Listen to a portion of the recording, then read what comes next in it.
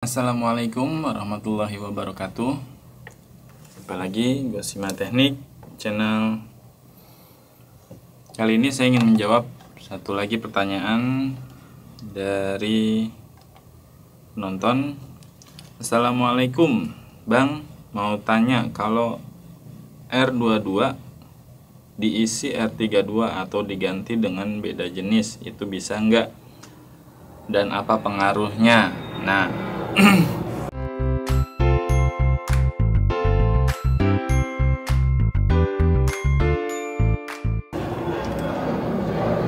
jadi ada masing-masing AC yang menggunakan freon jenisnya yang berbeda-beda ya, dari mulai R22, R32, R410 ya, terus dan lain-lain lah, banyak lagi. Yang contoh Dupont yang menggunakan yang biasa digunakan oleh Daikin.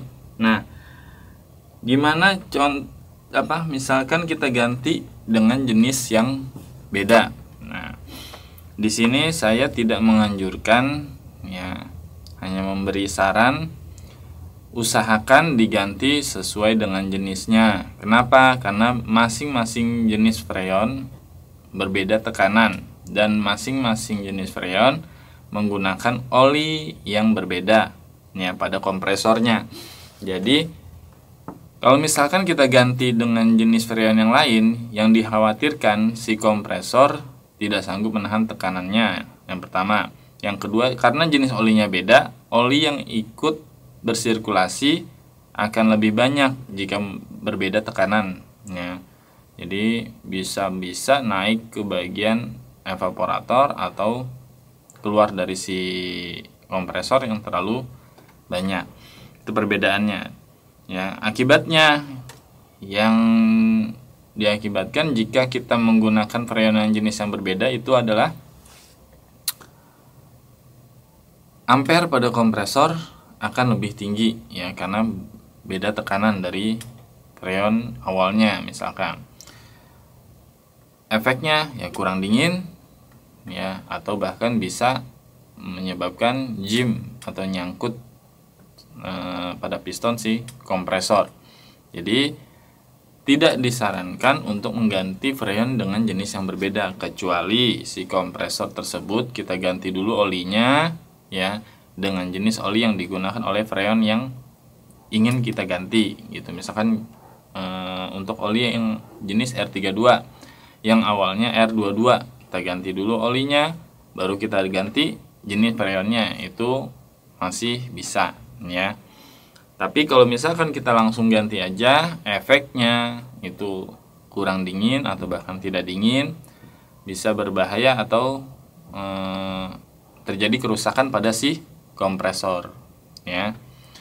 Tidak hanya di AC, di lemari es pun sama ya. Untuk jenis yang R134 misalkan kita ganti ya dengan yang R600 atau R606, nah itu wajib diganti dulu olinya dengan jenis yang sesuai si freon tersebut ya. Jadi bisa diganti ya, cuma ada efek tertentu pastinya. Nah, ada juga pertanyaan, boleh nggak atau bisa nggak diganti dengan gas LPG? Saya udah pernah nyoba ya, untuk khususnya untuk lemari es. Dari beberapa jenis lemari es itu bisa diganti ya, kecuali yang jenis R600. Kenapa? Karena tekanan udah berbanding jauh, akibatnya si freon belum penuh atau belum dingin si lemari es, si kompresornya sudah off dengan sendirinya. Karena apa? Karena tekanan yang berbeda tadi. Nah,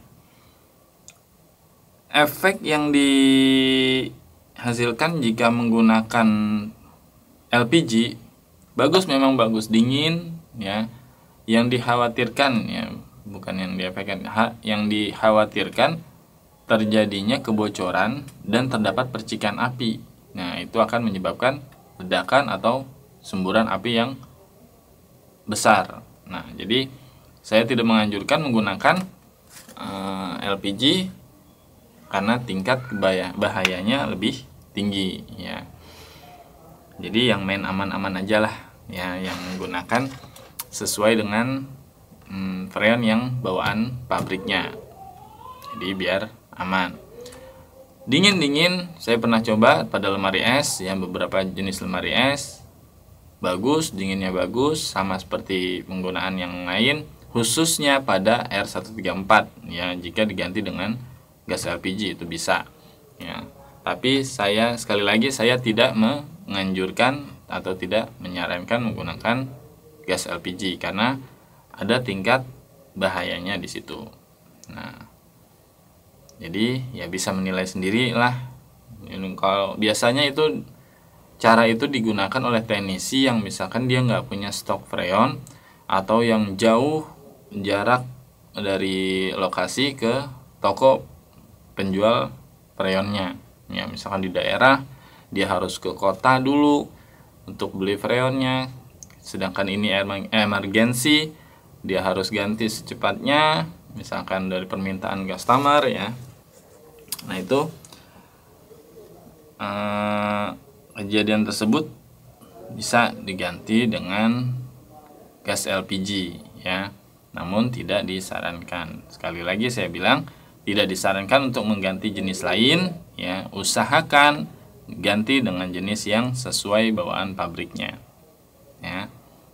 Saya rasa itu cukup menjawab ya. Pasti ada efek-efek tertentu ya, karena pabrikan sudah membuat sesuai dengan jenis freon yang digunakan gitu ya, karena perbedaannya dari oli dan tekanannya tadi. Oke, terima kasih yang sudah menyimak video ini. Jangan lupa terus beri dukungannya, like, share, komen, dan subscribe-nya. Saya Hari dari Gosima Teknik. Salam oprek-oprek. Assalamualaikum warahmatullahi wabarakatuh.